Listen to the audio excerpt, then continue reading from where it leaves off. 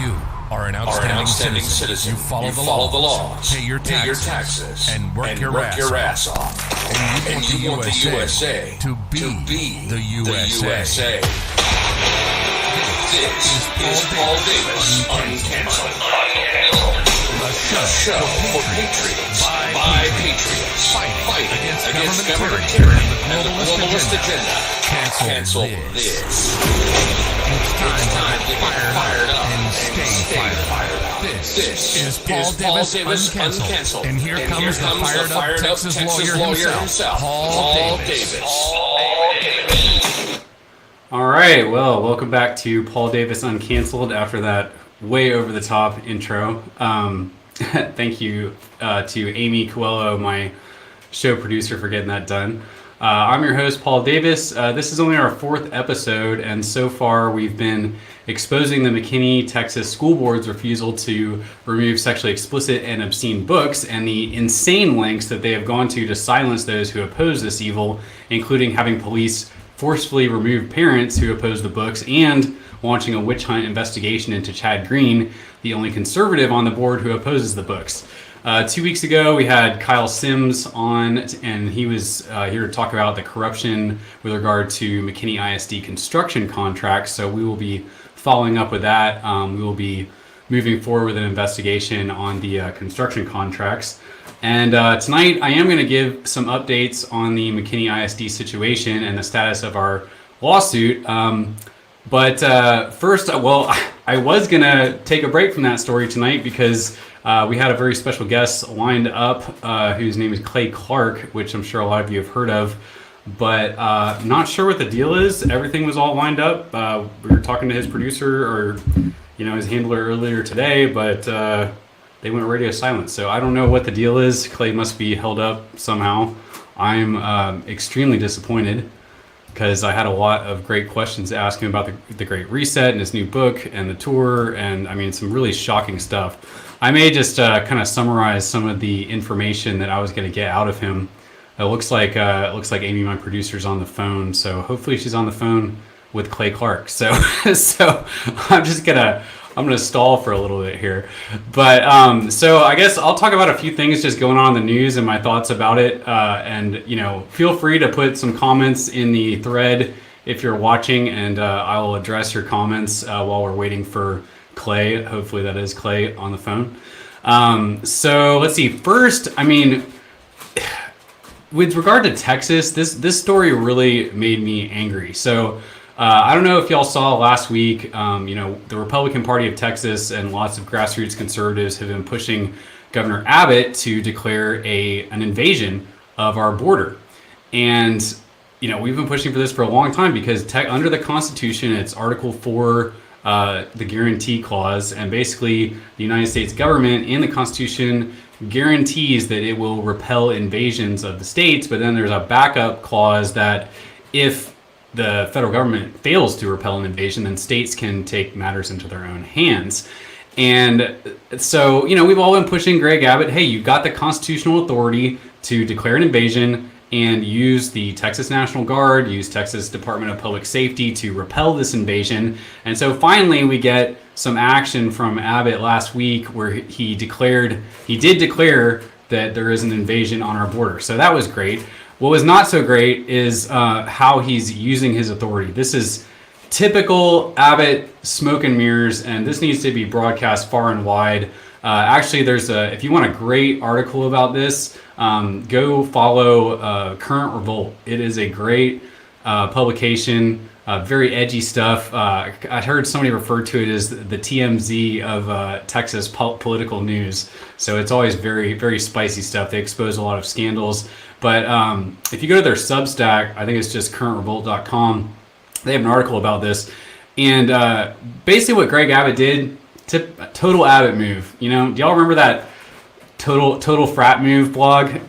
You probably didn't if you weren't in a fraternity in college. I'm ashamed to say I was in a fraternity. It was a total waste of time.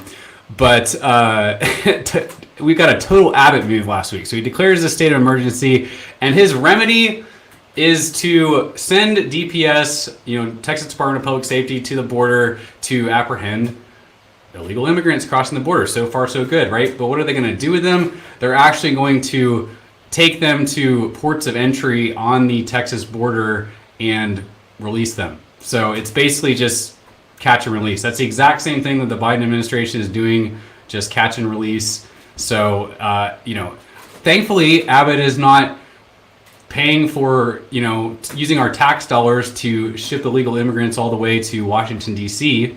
A lot of people liked that. I got a lot of crap for that. I criticized Abbott on TikTok, and I got a lot of comments from so-called conservatives applauding Abbott's decision. I'm like, how is that a good thing? Taking people that come into our country illegally and giving them a free bus ride to D.C. Like, how is that a good thing?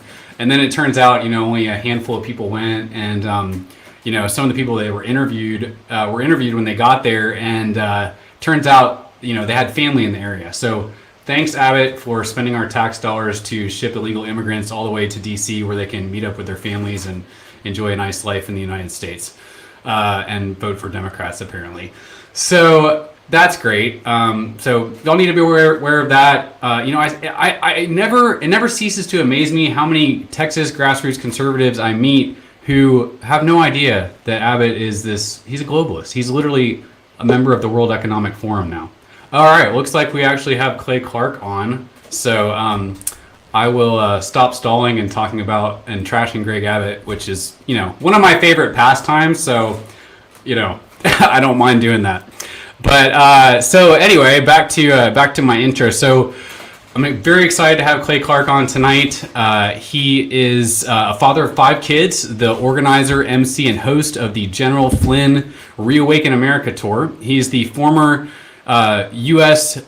Small Business Administration Entrepreneur of the Year for the state of Oklahoma, the founder of several multi-million-dollar companies, the host of the Thrive Time Show podcast, which has been #1 overall on iTunes, on the iTunes Business Podcast charts 6 times.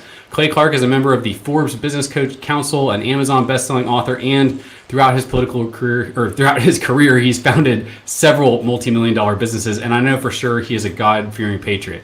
I recently listened to another podcast with Clay on where he talks about, what's in his latest book, The Great Awakening versus The Great Reset. And let me tell you, I thought I knew a lot about The Great Reset before I listened to this podcast, but I heard some shocking things I'd never heard before, particularly in regard to the globalists literally fulfilling biblical prophecies right before our eyes and using satanic symbolism in the process. So without further ado, let's bring on Clay Clark. Hey, how are you? Clay, it's so good to see you. Thanks for coming on.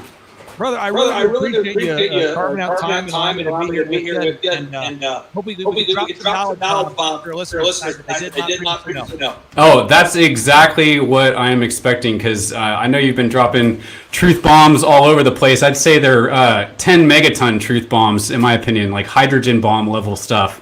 So very excited to have you on. Well, let me just say this. I want to explain the Great Reset, the entire thing in 22 minutes. So let me just cover everybody here. That's exactly what I was hoping you to do. So take it away, Clay. All right, so here we go. So COVID-19 stands for Certificate of Vaccination IDAI. What? Certificate of Vaccination IDAI. Certificate of Vaccination IDAI. The 1 is the A, the 9 is the I. And I think a lot of times it's hard for us to discern what's right in front of us because of the propaganda. But I want to look at this. COVID-19 stands for Certificate of Vaccination, AI. 1 is the A, 9 is the I. And now that I've said that, it's explained. And so as a learning moment here, I want everyone to assume that I'm crazy. This is great. Okay. So now we're going to go to Yuval Noah Harari, my book of sound clips here. And I'm just going to pull up what he has to say about COVID-19. But I want to give people a resource they can go to prove that I didn't just make this up. So you can go to rumble.com tonight. You type in Yuval Noah Harari. Well, how do you spell that? Y-U-V-A-L, Yuval Noah. Like as in the days of Noah, Harari, which is translated to mountain. Okay, so Yuval Noah Harari is the top advisor for this guy, Klaus Schwab. Yuval Noah Harari, Klaus Schwab. So Yuval Noah Harari was interviewed by the New York Times, which, man, I would interview Yuval in the New York Times about COVID-19 because he would drop a hammer about the governor of Texas and World Economic Forum, and you would, boom. But they won't do that because the New York Times is not working for the people. Okay. That's right. This is what Yuval Noah Harari was interviewed by the New York Times, and they said, what is COVID-19 all about? Who said this? No, I think maybe in a couple of decades if we look back, the thing they will remember from the COVID crisis is this is the moment when everything went digital. And this was the moment when everything became money. That we need to be surveyed all the time, not just for government, but even in processes. And maybe more importantly, this moment surveillance started going under the skin. Okay. He just said this is the moment when surveillance started going under the skin. I'm going to back it up again. Here we go. Maybe more importantly, this is the moment when surveillance started under the skin. So again, he just said out loud, COVID-19 is the moment when surveillance started going under the skin. All right. COVID-19, there's 3 points underneath COVID-19 the Great Reset. Like, what is the intent? One is to put a certificate of vaccination IDAI under the skin. The second is they want to be able to create a new religion called dataism. What? Again. That's a great place to start. So you just need to go to humble.com tonight and type in Yuval Noah Harari and dataism, and there you should be able to find it. So I'm going to hit play here. This is Yuval Noah Harari explaining dataism. You don't have any answer in the Bible what to do when humans are no longer useful to the economy. You need completely new ideologies, completely new religions, and they are likely to emerge from Silicon Valley or from Bangalore and not from the Middle East. And they are likely to give people visions based on technology. Everything that the old religions promised, happiness and justice and even eternal life, but here on earth with the help of technology and not after death with the help of some supernatural being. Okay, so again, I'm making a lot of claims, a lot of statements that I happen to be supporting by facts, but what happens is certain people, not your listeners, will formulate an opinion that what I'm saying is true or not true based upon my name. You see, so somebody will listen to me and they'll say, well, I heard on Telegram that someone says that you pray to Satan, and so I don't even listen. Someone else will say, well, I went to the ReAwaken America tour and I heard that you're friends with Eric Trump, and therefore I will listen. I'm saying don't listen to me, just look at the facts, okay? So the fact that I happen to be friends with Eric Trump and, Don Jr. and all these wonderful people, that shouldn't make what I'm saying more true or less true. We need to just focus on the facts, all right? So we're going to go to time2freeamerica.com/revelation, where everything I'm telling you is cited, time2freeamerica.com/revelation. So there's 3 points under COVID-19, the Great Reset. So the first is certificate of vaccination, IDAI. We talked about that, of surveillance under the skin. The second is they want to introduce a new religion called dataism. And the third is they want to connect brains to computers. So this is brains to computers. Here we go.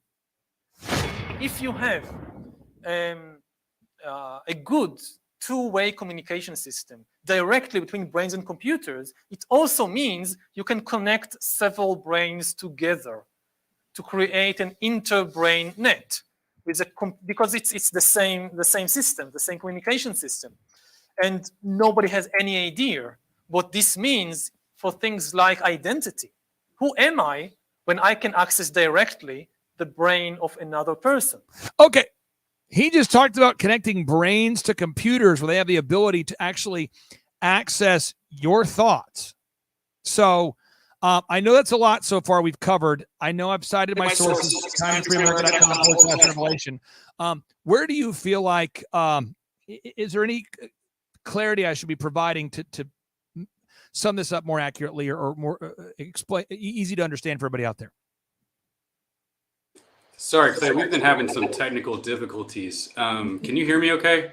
I can hear you. Okay. I think we're good now. It was every time I turned my mic on, there was a really bad echo. We hadn't had that to happen before. I was really fascinated listening to you talk about this previously when you went through the satanic symbolism that all the globalists are using. I think my audience would be really fascinated by that and how biblical prophecies are literally being fulfilled right before our eyes. All right, here we go. So if you're out there, I need you to write it down or maybe little things. And here we go. So one, you want to type in HR 666. Now, HR 666 is the congressional legislation being written that would force well, let me just read it to you. I mean, it's HR 666. I'm clicking on it. Here we go. I'm going to read it to you. This bill establishes within the Centers for Disease Control and Prevention a national center on anti-racism and health and law enforcement violence prevention program. Among other activities, the new center must declare racism a public health crisis. Did you hear that? It says, the new center must declare racism a public health crisis. It must. What? Okay. Second, HR 6666. We'll speed it up a little bit. HR 6666. That is the legislation that would force you to put the RNA modifying nanotechnology inside your body. The RNA modifying nanotechnology inside your body. The what? RNA modifying nanotechnology inside your body. What? Third, people say, listen, bro, I don't listen to what you're saying because I was on the Google. You said the Google. I was on the Google. Older guy might say I was on the Google. Younger guy says, I was Googling.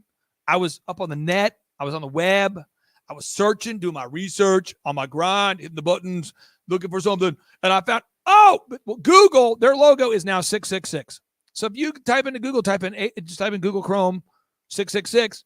The Google Chrome logo is 666. What? The Google Chrome logo is 666. What? The Google Chrome logo is 666. What? Play it back. The Google Chrome logo is 666. And Adrenochrome. So the Adreno is the operating system for Google Chrome. Adrenochrome. Oh, snap. What? Okay, let's continue. CERN. You should be concerned about CERN. CERN, the world's largest supercomputer, is located on top of the former Temple of Apollo. What? Come on, man. So let's all get out our Bible and type in Revelation 9:11. Okay, write it down. You can look it up later. Revelation 9:11. We're looking it up. Here we go. Stay on target. Okay, it says, and they had a king over them, which is the angel of the bottomless pit, whose name in the Hebrew tongue is Abaddon, but in the Greek tongue hath his name Apollyon. So CERN is located on top of the former temple of Apollo. What? The Roman temple of Apollo. What? And the folks, see if you can follow. It's located on the top of the temple of Apollo, and the logo of CERN is 666. The CERN logo is 666. What? Look it up. CERN, CERN 666. I didn't hear that on the mainstream media. Okay, wait. So it's CERN 666. Their logo is 666. Now, listen, folks, don't be deceived, because inside, right in front of CERN, they have the god of Shiva. Shiva. So go to Google or DuckDuckGo, type in Shiva statue. CERN, the god of destruction. The god of all things. On the cover of Newsweek, where Obama was made to look like the god of Shiva. What? On the cover of Newsweek, Obama was made to look like the god of Shiva, the god of destroyer. Yes. Shiva is located in front of CERN, and the god of destruction. What? Yes. And Stephen Hawking, look it up, folks. Stephen Hawking, I'm going to read this to you. Stephen Hawking, legendary theorist, is kind of one of the world's smartest people. He says, Stephen Hawking wasn't a Christian guy. He said, the God particle could wipe out the universe. Type that into Google or DuckDuckGo. The God particle could wipe out the universe. CERN, their stated goal is to find or isolate the God particle and to recreate the Big Bang. And if they were to do that, they could wipe out the universe. And CERN is located within 15 miles of what? The World Economic Forum, which was started by who? Klaus Schwab. And so within 15 miles of the CERN is the World Economic Forum. And the World Economic Forum, their logo is also 666. Come on. I can't make this stuff up. And then the World Organization, if you type in Shiva, World Health Organization, World Health Organization is also located within 15 miles of CERN. Do you understand that CERN, the World Health Organization, and the World Economic Forum are all within 15 miles? Okay, so the World Health Organization, they, in their meetings, at their table, they have Shiva. So if you just type in World Health Organization Shiva, you can see, so you'll see this guy. Hello, my name is Tedros. I'm here to talk about the monkeypox. It gets better the more I do it, by the way. I'm here to talk about the monkeypox. This is Tedros, here to talk about the monkeypox. You will see that the monkeypox is growing in non-endemic countries, and the monkeypox you must convene. Yeah, this is Tedros. So Tedros has meetings, and in his meetings, he has the god of destruction in the meeting. What? Come on, man. No. Okay. Now, let's continue. I feel like somebody's starting to like really kind of get into this. They're going, okay, I see what you're doing here. You're starting to hit me with some facts. Okay, so who's this Yuval guy? Okay, so Yuval, if you want to get into his mindset, you want to read 2 Thessalonians chapter 2.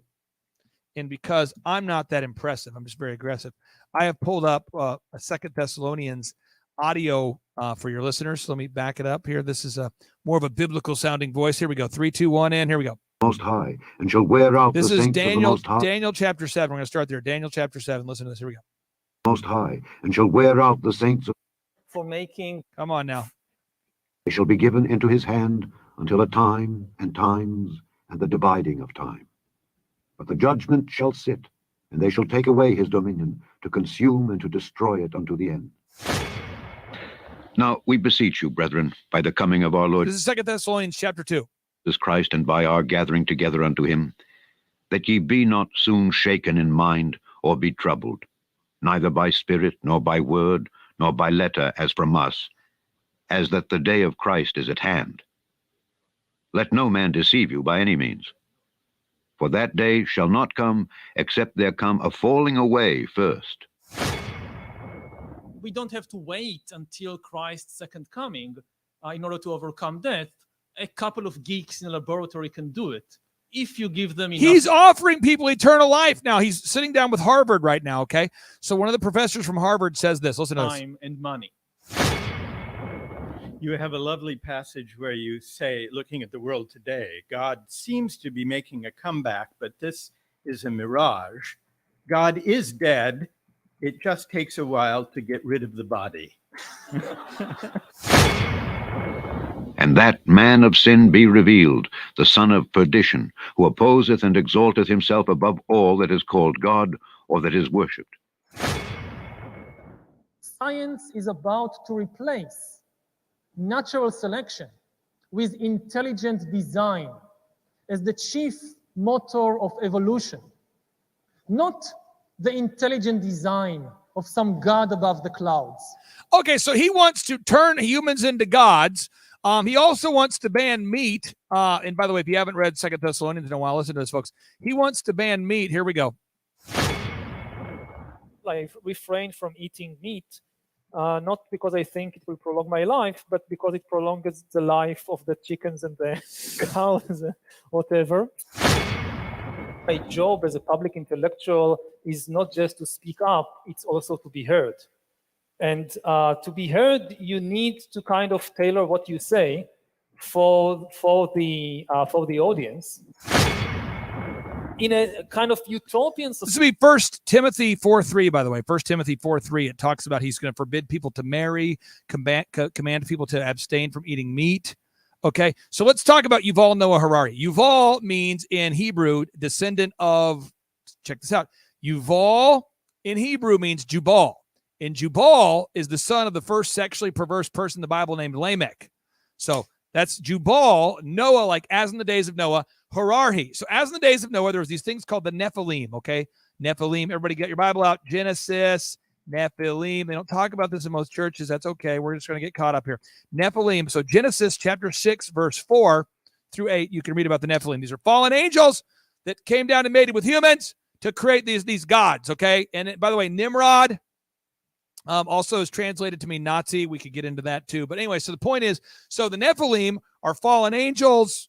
They mate with humans. They create their own race of people called the Nephilim. So he's trying to upgrade humans into gods. So Yuval Noah Harari wants to upgrade humans into gods. He's openly gay.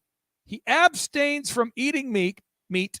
He wants to make it where you can't buy or sell or exist unless you connect your body, your immune system, to a system. So unless you connect your body to a network, you can't buy or sell or live. Listen to this. This is Yuval Noah Harari's final sound clip. Listen to this. Historian Yuval Harari has developed his vision of the future by studying the past. His Israeli roots are of crucial importance to the formation of his view of the future. He's now using all of that knowledge to give us his vision for the future. With especially the rise of brain-computer interfaces and biometric sensors and so forth, it is very likely that within, say, 50 years, people will literally be part of a network. All the bodies, all the brains would be connected together to a network, and you won't be able to survive if you're disconnected from the net, because your own body parts, your own immune system, perhaps depends on being constantly connected to the colony, to the network. Also, fun fact, Elon Musk is creating this thing called Neuralink that connects brains to computers. So COVID-19, the Great Reset, the agenda isn't possible without his company Neuralink that connects brains to computers. Elon Musk is making the self-driving cars, thus eliminating your ability to drive from A to B, thus fulfilling the prophecy of Yuval Noah Harari that humans would no longer be free to move around how they wanted to. Elon Musk is also the one who owns CureVac, one of the largest mRNA manufacturing facilities on the planet. And CureVac makes mRNA, and mRNA is the gateway into transhumanism. I know this because Dr. Malone, who's on the ReAwaken America tour, has said this. Listen to Malone explain this. There's a joint report from the government of the UK and Germany about transhumanism. Mm-hmm. And as you know, this is one of the agendas of the World Economic Forum. That's not hidden. It's not a conspiracy, transhumanism. And they talk about the RNA vaccines as an entry point. Okay, so the CureVac is owned by Elon Musk, a big mRNA manufacturing facility. Neuralink connects brains to computers. The self-driving cars makes it so you can't go from A to B without a technology controlled by somebody else other than you. The 30,000 low orbit satellites, that's called Starlink. That's also Elon Musk. And then Elon Musk's on again, off again, girlfriend, lady pal, whatever that relationship's like. She was interviewed and asked, what is the technology, this AI technology, all about? He said this, or she said this. If you think about it, AI is actually the fastest path to communism. This is Grimes, his on again, off again girlfriend. If you think about it, AI is actually the fastest path to communism. So, if implemented correctly, AI could actually theoretically solve for abundance. And by the way, all the songs that she writes are what Yuval Noah Harari says. So she writes the songs that fulfill.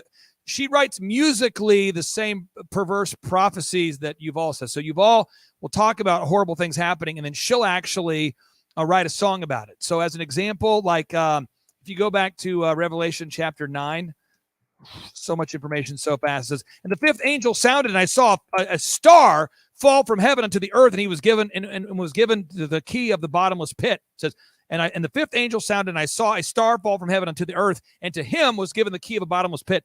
So right before the pandemic begins, guess what Grimes writes a song about? Oh no. Yes, falling to the earth.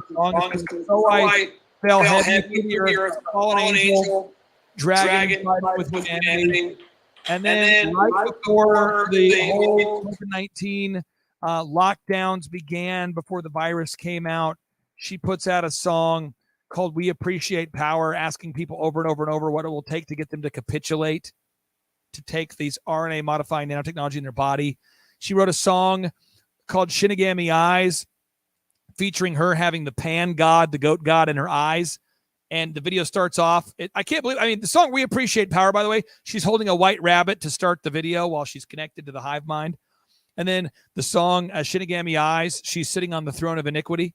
Dead people can make up the throne she's sitting on. And she runs around shooting people with white arrows and connecting them to the RNA modifying nanotechnology hive mind. It's all right there. So I put up in the description or our private chat, I just give you the Rumble link to perhaps the best way to digest all this. It's 2 hours and 8 minutes of Scripture, and then these Luciferians out loud. Scripture, and then them saying it out loud, and you just walks you through the whole Bible right there, and it's hundreds of thousands of downloads on people have grabbed it and re-downloaded it and re-uploaded it. By the way, if you're listening, please feel free to re-download it, re-upload it, whatever. It's got 13,000 on our Rumble, and then other channels have. But anyway, you got to check it out. It's powerful. And then final, just housekeeping note. I'll say this. And I'm sorry, so sorry I have to go quickly. But if you go to timetofreeamerica.com tonight, folks, we have 3 final confirmed locations for the ReAwaken America Tour. And I want to be very clear about 3 points. 1, I do not take a dime of income or salary from these events. And I only say that because I want people to understand you can name your price. So it's very expensive. It cost me about $300,000 to $400,000 to put on each one. The last event we just did in Virginia, we had 86 confirmed speakers. And we're bringing you the truth tellers all in one place. But you can name your price. You go to timetofreeamerica.com, timetofreeamerica.com. And we have Rochester, New York coming up in August. In September, we are going to, where are we going? Oh, Washington, Idaho state border. And then we're going to, in October, our final event, we're going to Pennsylvania. And Eric Trump and General Flynn just agreed on that date. So if you want to get there, folks, we'd have a lot of tight security to get you in. But once you're in, well, you get to meet a lot of the speakers, connect with people, and I try to keep the audience size to under 5,000 so you can meet people. You know, you can connect and really get in the flow and meet some of the speakers. So, again, go to timetofreeamerica.com if you want to name those, request your ticket. And for anybody out there that's unaware of what's happening, this would be called the Antichrist spirit. And you're going to see it become more prevalent in the earth as we draw closer to the end. And I just encourage everyone to get right with Jesus tonight. Amen. Thank you so much, Clay. That was incredible. If you could answer one quick last question, and I'm sorry we're having so many technical difficulties, but I just really wanted to let you speak because this is so informative to all of our. Oh, see, every time I basically. Sorry about this. Could you comment real quick on what we can expect next with the monkeypox? Because I know monkeypox is a way they're going to bring this about. I think our listeners would like to hear that. 100% for sure. If you go to timetofreeamerica.com and you click on the monkeypox button, there was a document written 16 months ago, almost 17 months ago now, by the Nuclear Threat Initiative. This organization was founded by Ted Turner and funded almost exclusively by Bill Gates and his ilk. And it prophesied, predicted, or planned there would be a monkeypox outbreak beginning on May 15th of 2022. And there's this thing right now everyone needs to be aware of tonight, this word. Tedros keeps saying this word, and no one knows what this word is. And if you're not careful, you're listening, but you kind of lose it. He calls it a feek. So Tedros will say, we're here to talk about the monkeypox. And the monkeypox is spreading in non-endemic countries. And we may have to declare a freak. And you're just like so bored. You're like, I don't even know what you're saying. But what it is it stands for a public health emergency of international concern, which would allow them to diagnose the source of the virus and all the countries that have agreed to be part of the World Health Organization. They have agreed that any country that doesn't capitulate with the lockdowns, the quarantines, their plan is a threat to all other countries. So basically, if a guy in Nebraska won't wear a mask while riding his riding lawnmower, it's a threat to some dude in China, and therefore they need to be able to deploy assets to stop it. So if you'll notice, China just did one of the biggest military operations ever that no one's ever talked about. They've called up a massive army for a non-military use. So look it up, folks. Just type in China, non-military use. They just called up massive numbers of military to be ready to be deployed for non-military use. And under this FEAK, this public health emergency international concern, if they diagnosed it like they think that dogs or cats or animals or cows are spreading the disease, they can call for the mass killing of these animals. So I'm just telling you, we're in a very weird time, a biblically prophesied time, and I'm so sorry. I have limited time, but I thank you so much for carving out time for me to be here with you tonight. And I'm sorry if any echo is on my part, but I appreciate you. Yeah, thank you so much for coming on, Clay. I don't know what the deal was, but thank you for braving through that, and that was incredible. Yeah. So glad to have you on. And we'll let you go. After you get off, send me a text. I'm going to get backstage pass and meet a lot of the speakers, or if you want to set up an interview booth or whatever. I do appreciate you. Thank you so much for carving out time. Absolutely. Thank you so much, Clay. God bless. Take care, Paul. Bye. Well, hopefully, okay, now, do we still have an echo, Amy? Are we good? Somebody in the comments, let me know. We're good? Okay. I don't know what's going on there because I changed several different microphones that I have, and still getting feedback. So we'll fix that before the next episode.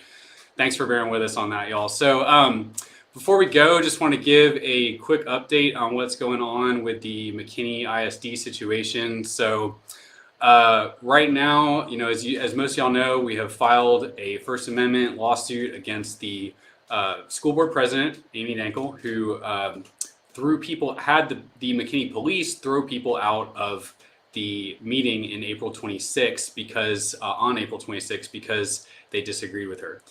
They wanted to get these obscene and sexually explicit books out of our schools, and she didn't like that, so she had the McKinney police throw them out. And it was under the guise of, they were violating these really strict rules of decorum. But guess what? Other people that agreed with her were doing the same thing, cheering, clapping during breaks, and none of them got thrown out. So what does that say? So we did file that lawsuit. Right now, there is a motion to dismiss from the police. They are arguing that their actions constitute something called qualified immunity, which is basically, if they're acting within the scope of their authority, then, they have immunity from the lawsuit. The only problem for them is that if you're violating a clearly established constitutional right, then you do not have qualified immunity. And I've seen a lot of people on a few people in particular on my social media posts about this, saying, oh, well, this is gonna, make it so nobody wants to be cops because, the cops don't want to be liable for just doing their jobs. And that kind of thinking really blows my mind because, yes, I support the police. I support them being able to do their jobs, but they can't just be robots following orders. If the order is unconstitutional, they need to be held accountable for following an unconstitutional order. They literally I looked it up in the Texas oath that police officers take. They have to say, take an oath that you support and defend the Constitution of the United States. And it specifically says in the Texas one that you won't violate constitutional rights of citizens, which is exactly what they did here. The only thing that worries me about our motion is that our judge happened to be appointed by Obama. Now, I don't know much else about him. Hopefully, I know he's been on the bench for a long time. I hear he's a very strict judge. Hopefully, I'm going to give him the benefit of the doubt. Hopefully he's fair. So we'll see. And then the school board president also filed a motion to dismiss. I haven't had a chance to read that one yet because it was just filed, I think, on Friday. And I would have read it, but in the meantime, I can't really talk about who it is or what's in this complaint because it's all confidential with the Texas bar. But let's just say some people who are allied with the school board filed a bar grievance against me, and it's based on two very specific lies that are provable lies. I can prove that they're false with video evidence and photographic evidence. So, while it's always terrible. It's always a terrible thing to have to respond to a bar grievance because, and here's why. Here's one problem just in general with being an attorney. There are so many rules about everything. And I mean, I think the Texas disciplinary rules of professional conduct, which is just a really convoluted name for the Texas ethics rules, it's like over 100 pages and of rules that lawyers have to follow. So anytime you get, I mean, this is not my first bar grievance because, well, let me say, I have never had a bar grievance filed against me until I started taking political cases. So what does that tell you? Nobody's ever complained about my legal ethics until I started fighting political cases. And then all of a sudden, I should be disciplined by the bar because I filed a frivolous election lawsuit. And, and also I'm a white supremacist because I stormed the Capitol on January 6th and all this stuff, so I've literally had like probably 60 to 80 bar grievances filed against me at this point. This is the first one though. Well, actually, it's the second one that I've actually had to respond to. Most all of them get dismissed because they're ridiculous. But it's always a very stressful event because if you do have to respond, then it's like you're reading through all these rules, hoping that, because it's like I do the best I can to be as ethical as I possibly can. But it's like there's so many rules, it's hard to know all of them. So it's like reading through, like, did I do something wrong? I'm pretty sure I didn't. And I can tell you 100%, I have done nothing wrong. This like I said, this bar complaint is based on 2 lies. To make it worse, a lawyer filed it on behalf of a couple other people, and so I mean, I'm going after that lawyer because he lied. He facilitated lies about me to the bar, and I'm going after the people that he was helping file this bar complaint. So, I'm not taking this line down. Let's just put it that way. But I had a very, very stressful weekend doing my whole response. It's like 8 pages, single space. So that's what I was working on. So that's what's going on. But I do want to say thank you so much from the bottom of my heart to everybody that has been supporting this lawsuit, because I'm doing this based on donations because I think it's the right thing to do. And the clients in this case, they're not well off. They're, like a lot of us living, paycheck to paycheck, and, just don't have a whole lot of cash sitting around to finance a lawsuit. So, but this is important, because we can't have police officers all over the country just obeying unconstitutional orders. We can't have school board presidents throwing people out of a meeting because they disagree with her or him.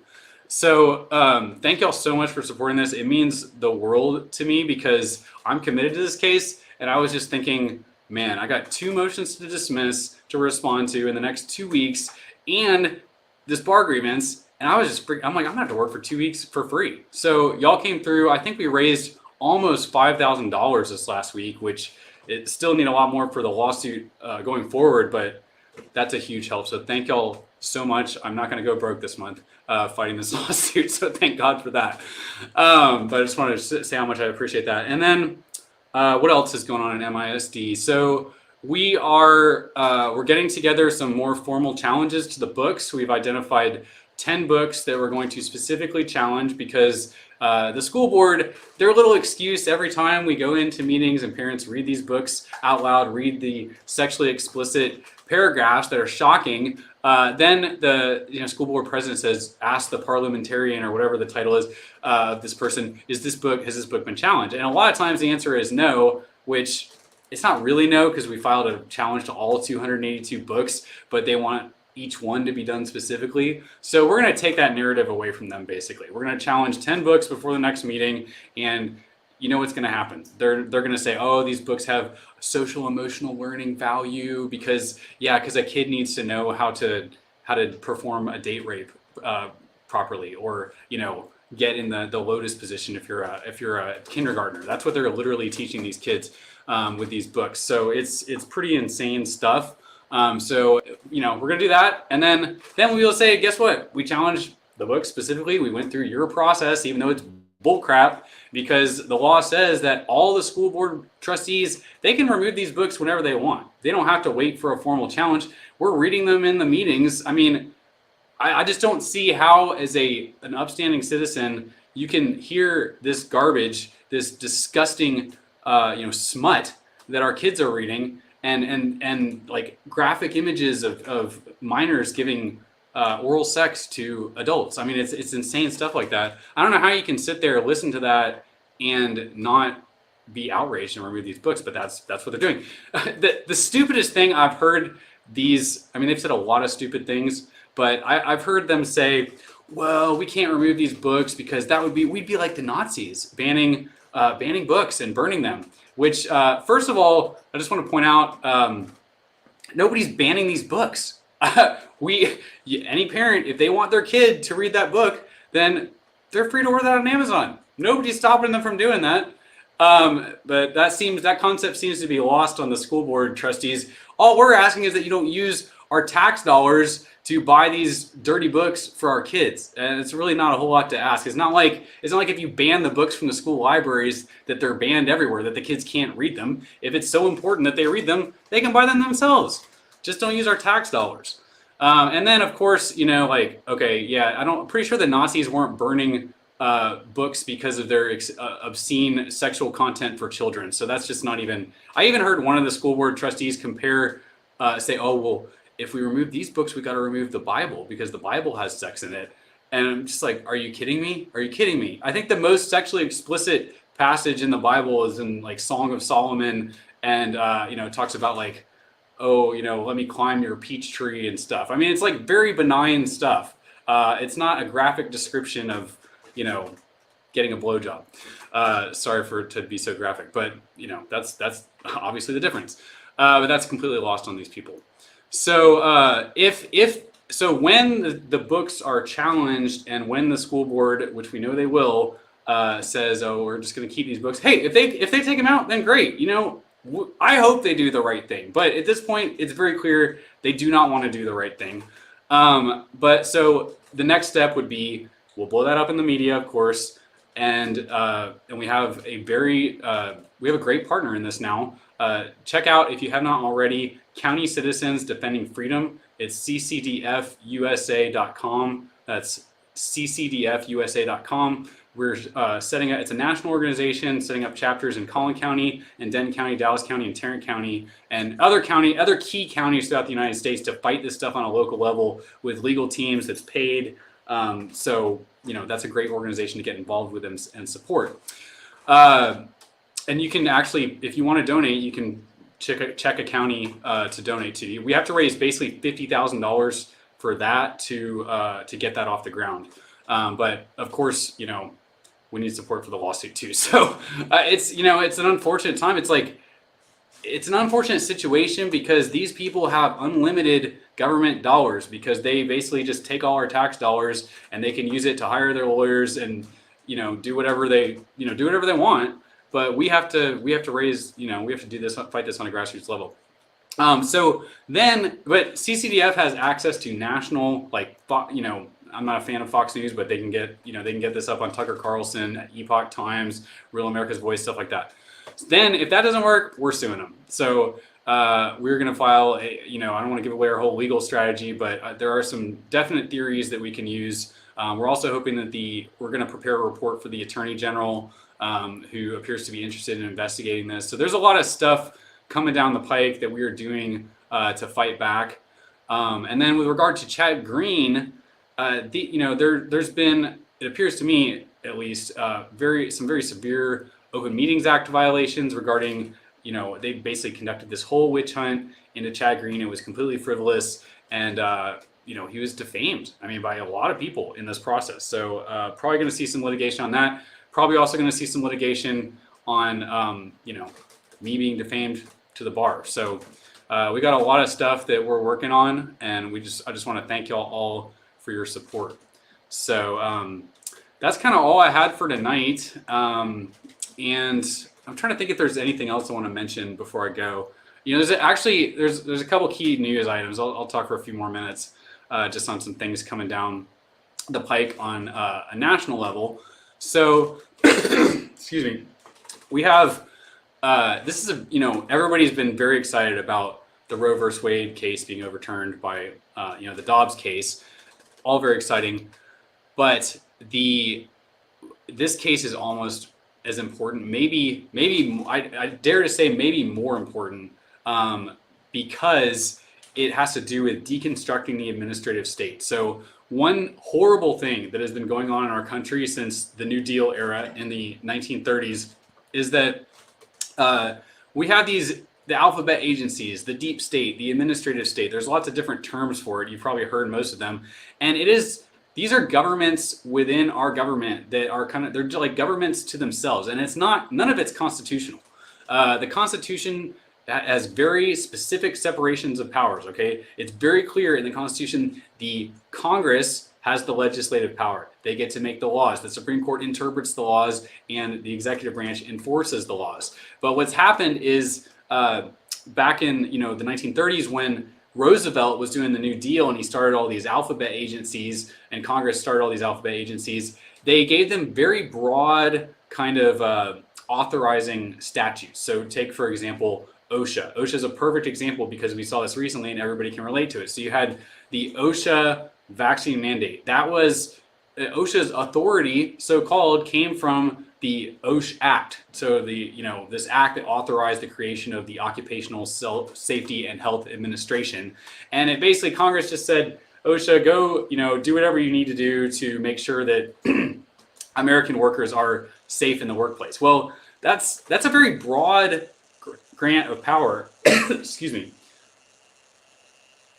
It's a very broad grant of power, and so that case was amazing. That the Supreme Court said, Congress, you can't delegate this authority to OSHA. That's way too broad. OSHA can't just come up with a law that everybody has to get vaccinated in the workplace, because that's a law. That's not a regulation.